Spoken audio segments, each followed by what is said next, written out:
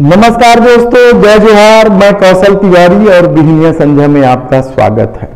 सांस्कृतिक राष्ट्रवाद और धर्म के नाम पर अंधे हो चुके बांगड़ बिल्ले अब भी नहीं समझ पा रहे हैं कि अदानी समूह में जो 20,000 करोड़ रुपए लगे हैं वह किसके हैं, किस गब्बर सिंह के हैं।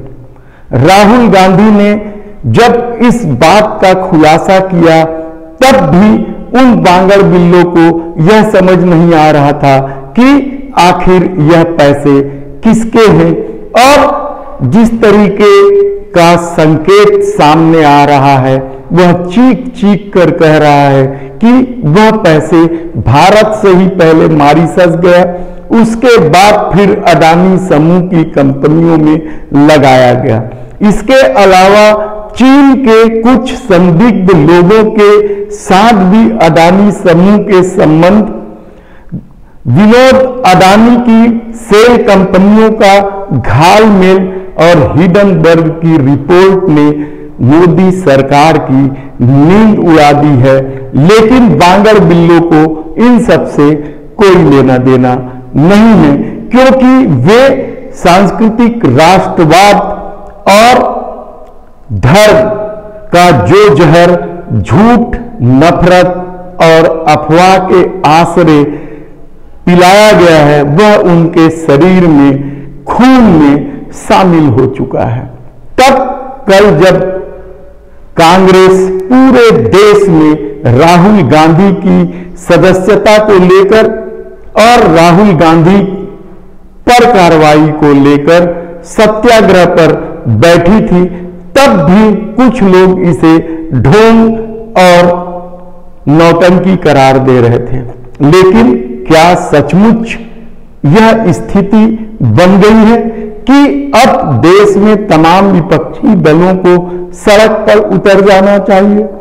क्योंकि इस दौर में जिस तरीके संवैधानिक ढांचों पर प्रहार किया गया है, संवैधानिक संस्थाओं को एक एक करके अपने अनुरूप ढालने की कोशिश की गई है, चाहे नियुक्ति का मामला हो या दूसरे मामला हो।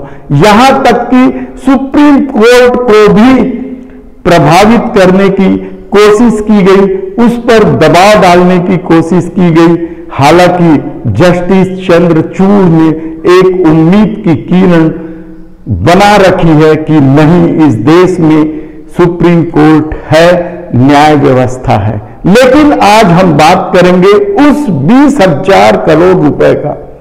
वह 20,000 करोड़ रुपए किसके हैं, वह कहां से आया?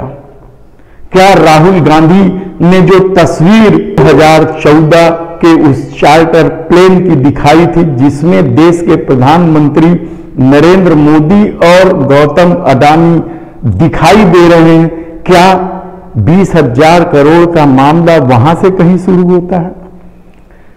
या फिर वाकई में कुछ शेयर कंपनियां हैं जो पैसे लगा रही हैं, जिसमें विदेशी ताकत भी शामिल है, जो भारत की सुरक्षा के लिए खतरा पैदा कर सकता है।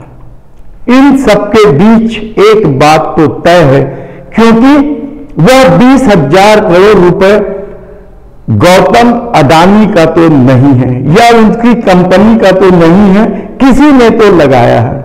दरअसल हमारी रिसर्च टीम ने जब इस मामले की विवेचना की और पता लगाने की कोशिश की कि राहुल गांधी ने जो 20,000 करोड़ रुपए का खुलासा किया है वह 20,000 करोड़ रुपए किसके हैं, तो बेहद ही चौंकाने वाला मामला सामने आया। अदानी समूह की जो कंपनियां लिस्टेड हैं शेयर बाजार में, सेबी में, उनके प्रॉफिट को आप पूरा जोड़ लें तब भी वह 20,000 करोड़ के आसपास नहीं पहुंचता। तब एक बात तो तय हो चुका है कि वह पैसा जो 20,000 करोड़ रुपए है वह अदानी समूह का नहीं है, क्योंकि अदानी समूह बेहद ही कर्जे में लगा हुआ है।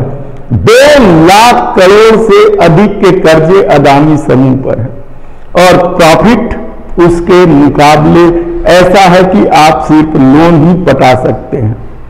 Adani power, Adani green, Adani Wilmar, Adani enterprises, सबके प्रॉफिट भी, किसी के भी प्रॉफिट 600-800 करोड़ रुपए से ज्यादा नहीं है।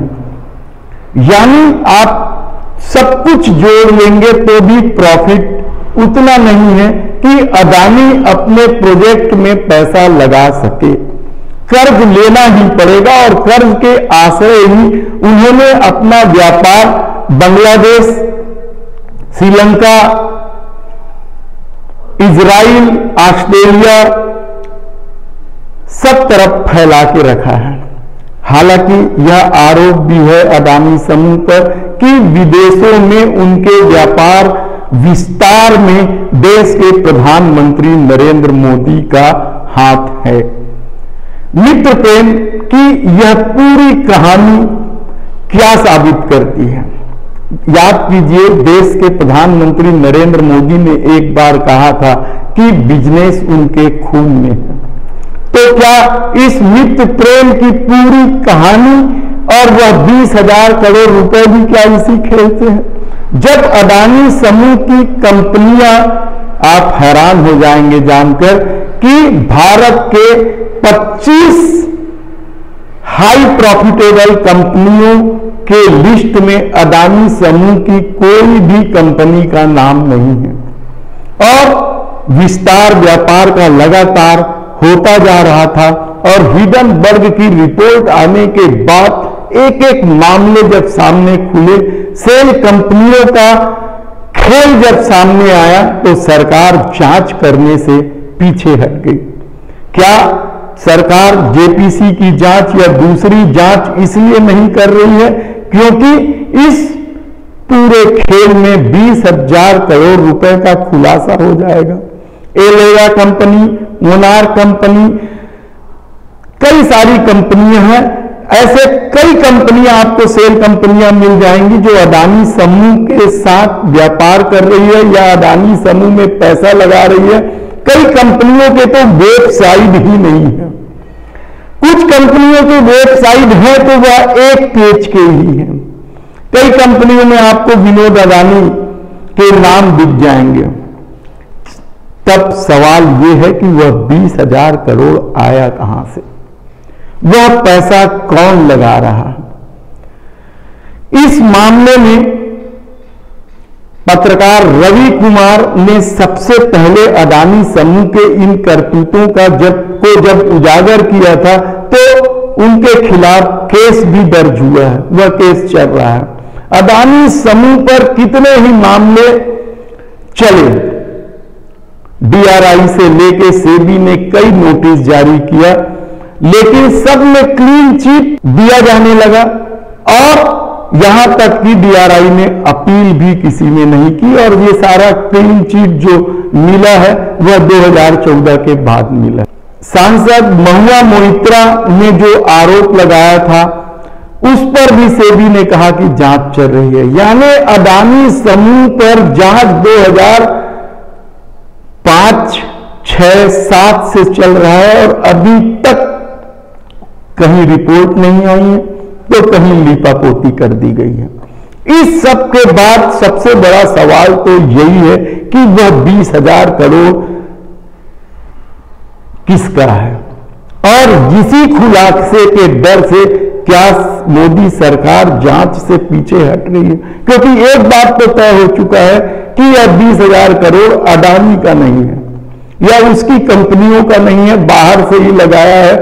और हैरानी की बात तो है कि बेखौफ होकर अदानी समूह की कंपनियों में ऐसे विदेश से जुड़े लोगों के नाम थे जो संदिग्ध रहे हैं या जिन पर इस देश के डाटा चुराने के आरोप लगे हैं। ऐसे गठबंधन पर भी यदि लोग यह माने कि यह राष्ट्रवादी सरकार है तो फिर जांच क्यों नहीं होनी चाहिए? इसके अलावा कई सारे मामले हैं जो हम आपको विस्तार से बताते जाएंगे। अभी तो मामला सिर्फ यही है कि वह 20,000 करोड़ रुपए क्या भारत से मॉरिशस पहुंचा और मॉरिशस की सेल कंपनियों के सहारे वह अडानी ग्रुप में लगा। वह 20,000 करोड़ रुपए क्या काला धन है? वह 20,000 करोड़ रुपए क्या सत्ता से जुड़े लोगों का है? वह 20,000 करोड़ रुपए क्या उन व्यापारियों से वसूला गया है जिनके लोन राइट ऑफ कर दिए गए? सवाल बहुत सारे हैं। आप देखना कि आने वाले दिनों में यह मामला किस करवट बैठता है। धन्यवाद।